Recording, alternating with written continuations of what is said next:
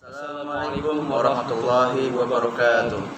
Innal hamdalillah nahmaduhu wa nasta'inuhu wa nastaghfiruhu wa na'udzu billahi min shururi anfusina wa min sayyiati a'malina may yahdihillahu fala mudhillalah wa may yudhlil fala hadiyalah. Asyhadu an la ilaha illallah wa asyhadu anna Muhammadan abduhu wa rasuluh la nabiyya ba'da amma ba'du. Yang kami muliakan dosen pengampu yaitu Umi Novayanti, dan yang kami muliakan rekan-rekan perjuangan kami. Baiklah, kami dari kelompok 10 ingin mempresentasikan hasil diskusi kami, yang mana pada pertama ini akan dibacakan oleh rekan saya yaitu Raifan Irfanzah. Baik, saya akan membacakan hasil makalah kami yang berjudul Tradisi Pendidikan Islam di Madrasah.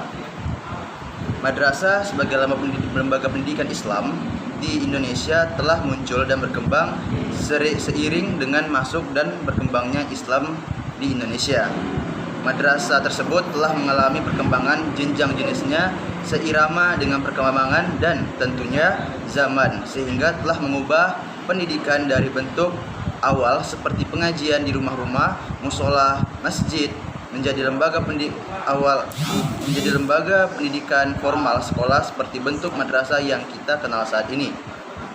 Madrasah sebagai sekolah umum berciri khas agama Islam, mempunyai peran yang amat strategis dalam kerangka peningkatan sumber daya manusia atau SDM yang berkualitas. Peran strategi ini menurut Syafiq Abbas dikarenakan Indonesia sebagai negara keempat berpenduduk terbesar di dunia yang memiliki jumlah umat Islam terbesar juga di dunia. Mereka ini memerlukan layanan pendidikan dan pengajaran yang berkualitas dan berciri khas Islam. Madrasah merupakan salah satu subsistem yang mana pendidikan nasional. Sebagai subsistem pendidikan nasional tersebut, madrasah tidak luput dari permasalahan yang menjadi hadapan oleh pendidikan secara umum. Isu-isu paling krusial yang menjadi permasalahan pendidikan nasional yaitu terkait dengan suatu mutu pendidikan tersebut, relevansi pendidikan, akuntabilitas, profesionalisme, efisiensi, dekorasi, dan perilaku pendidikan tersebut. Dari komponen-komponen pendidikan dan pembelajaran di atas, yang kita akan bacakan untuk peningkatan mutu pendidikan madrasah.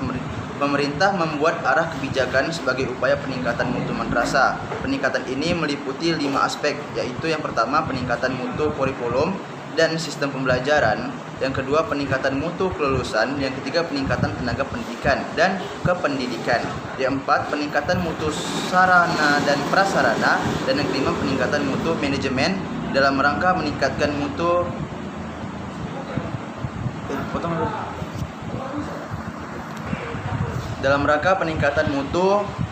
manajemen dalam pendidikan di madrasah. Diperlukan sebuah sistem yang baik dan berkualitas. Kemudian dari komponen-komponen pendidikan tersebut dan pembelajaran di atas terdapat 3 unsur utama, yaitu siswa, guru, dan kurikulum. Ukuran keberhasilan siswa terletak pada pengetahuan, nilai, sikap, dan keterampilan. Keberhasilan guru mengajar ditentukan oleh individu masing-masingnya, seperti jumlah guru dan jumlah siswa. Seperti keberhasilan guru mengajar ditentukan oleh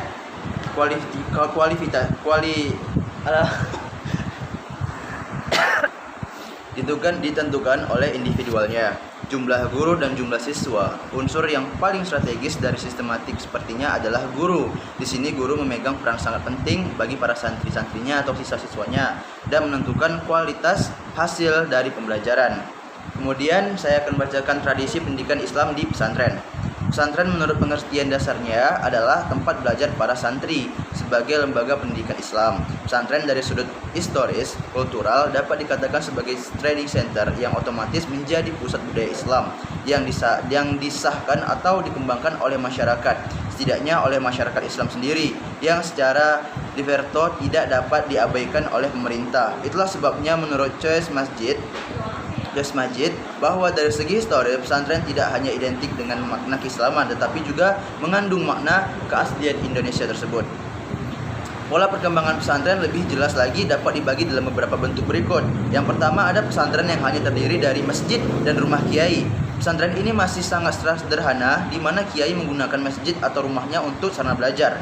Yang B, pesantren yang terdiri dari masjid, rumah kiai, pondok atau asrama bagi para santrinya. Pola ini telah dilengkapi dengan pondok yang disediakan bagi para santri yang datang dari daerah lain untuk bisa menginap di pondok tersebut. Yang kemudian C, pesantren yang terdiri dari masjid, rumah kiai, pondok, dan madrasah. Berbeda dengan pertama dan kedua, pola ini telah memakai pola klasikal.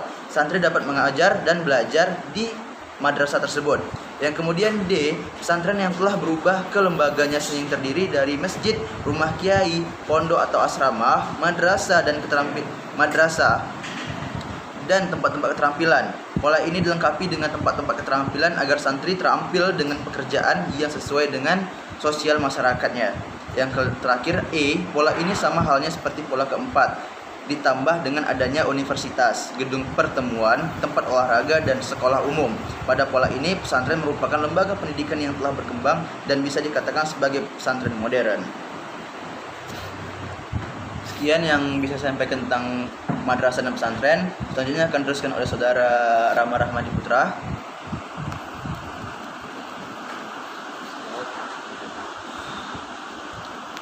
Nanti posting di YouTube aja. YouTube ya. Kalau di Facebook nampak. Baik, selanjutnya saya akan membacakan tentang tradisi pendidikan di pesantren. Islam sendiri, Habis datang tuh. Baik, selanjutnya saya akan membacakan tentang tradisi pendidikan di pesantren. Islam sendiri, salah. Islam sering. Tidak. Baik, selanjutnya saya akan membacakan tentang materi tradisi pendidikan di pesantren. Islam sering kali maknai dengan sesuatu yang berkolaborasi negatif, tidak menarik dan kurang dan bisa menjawab tentang zaman. Misalnya, tradisi dan ajaran pendidikan yang ada di pesantren itu sebenarnya kondisi tradisional sangat perlu dipertahankan keberadaannya, akan tetapi itu memiliki kewajiban untuk kondisi yang semakin bertambah maju zaman. Kemudian pesantren telah terjadi tren atau telah menjadi tren sejak masa perjuangan kemerdekaan. Saya ulangi, kemerdekaan, yang mana Indonesia dulu bertumpu kepada semangat juang dan keimanan pada zat pemberi kemerdekaan bagi seluruh manusia, sekaligus menjadi temeng dari pengaruh tradisi barat pada masa itu. Kemudian masa sekarang pesantren ini masih banyak ditemukan di Indonesia, akan tetapi itu perannya sudah jauh atau sudah sangat jauh berkurang seperti dulu, yang mana dikarenakan jumlah dan waktu telah berubah. Selanjutnya ada pesantren sebagai lembaga pendidikan. Pertama, pesantren sebagai lembaga pendidikan ini menurut pengertian dasarnya adalah tempat belajar para santri sebagai lembaga pendidikan Islam. Pesantren dari prosedur, historis, kultural dapat diartikan sebagai training sentral yang otomatis menjadi Jadi sentral. 3. Sebagai training sentral yang mana otomatis menjadi pusat budaya Islam yang diusahakan atau dilembagakan oleh masyarakat Islam sendiri, yang secara faktor tidak dapat diabaikan karena oleh pemerintah. Itulah sebabnya menurut Nurholis Majid bahwa segi historis pesantren tidak hanya identik dengan makna keislaman, tetapi juga dengan mengandung makna keaslian Indonesia. Kemudian ada pengertian pesantren secara terminologi. Itu telah disampaikan oleh beberapa pengamat pendidikan Islam, yang mana salah satunya yang lengkap dan mencakup elemen-elemen pesantren adalah definisi yang dikemukakan oleh Imam Zarkasi dan Zamaksyari Devier. Kemudian ada yang kedua, materi tentang tinjauan kritis pesantren antara tradisi dan tuntutan perubahan modern. Di sini modernisasi atau modernisasi paling awal dari sistem pendidikan di Indonesia harus diakui tidak bersumber dari kalangan kaum muslim sendiri. Kemunculan ini pendidikan di Indonesia berkaitan dengan pertumbuhan gagasan modernis Islam di kawasan ini dalam lapangan yang pendidikannya modernisasi ini setidaknya dapat kita lihat dengan cara direalisasikannya pembentukan lembaga-lembaga pendidikan modern yang mengadopsi dari sistem dan perkembangan kolonial Belanda, bukan dari sistem dan lembaga pendidikan Islam tradisional. Saya ulangi, tradisional. Kemudian lanjut ke modernisasi pendidikan pondok pesantren. Pertama itu ada pesantren tipe lama atau klasik namanya, biasa kita kenal. Itu inti pendidikannya mengajarkan kitab-kitab Islam klasik. Walaupun Islam madrasah diterapkan, tujuannya apa? Tujuannya untuk memudahkan sistem sorogan yang dipakai dalam lembaga pengajian untuk lama. Yang kedua ada pesantren tipe baru atau modern. Ini berarti maksud pesantren ini baru merupakan didirikannya sekolah-sekolah umum dan madrasah yang mayoritasnya rata-rata itu masa pelajaran yang dikembangkan, bukan kitab Islam klasik. Ketiga ada tuntutan kita dari perkembangan pondok pesantren sendiri. Karena mengapa? Karena pesantren ini saat ini dituntut untuk berkembang ke arah modernisasi atau zaman yang lebih canggih.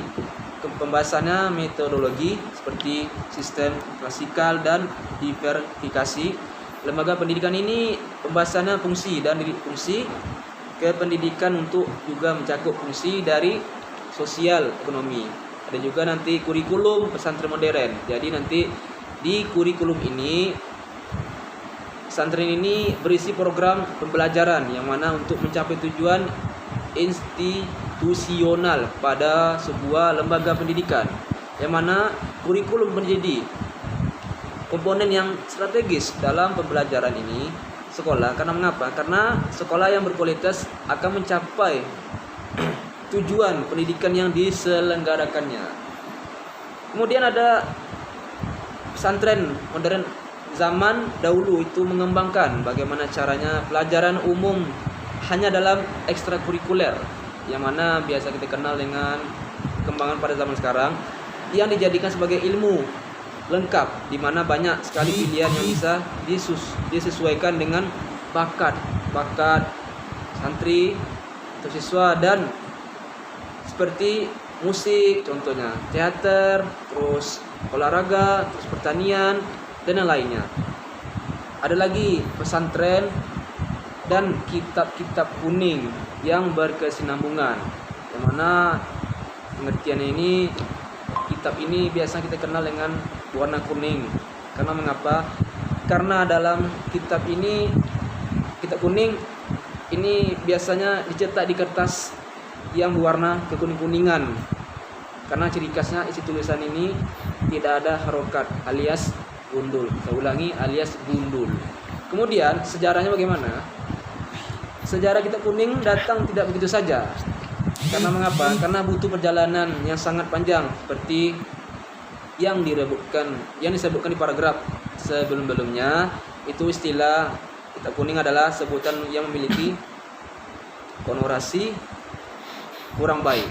Kemudian ada tradisi kitab kuning di pesantren Indonesia, yang mana sejarah ini, kitab kuning ini tidak akan lestari jika tidak ada pondok pesantren. Pesantren sebagai transformasi muatan kitab kuning, dengan kata lain pesantren ini sebagai penerus tradisi keilmuan Islam klasik, yang mana nanti berperan besar. Uniknya pesantren ini itu budaya yang dimilikinya ternyata bersifat indigenius atau asosior Indonesia.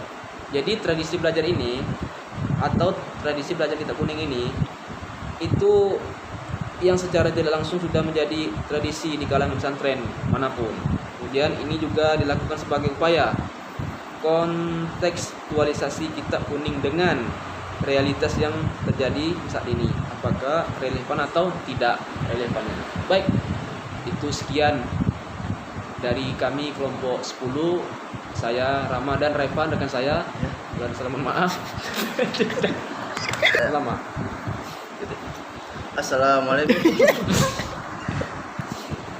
Assalamualaikum warahmatullahi wabarakatuh.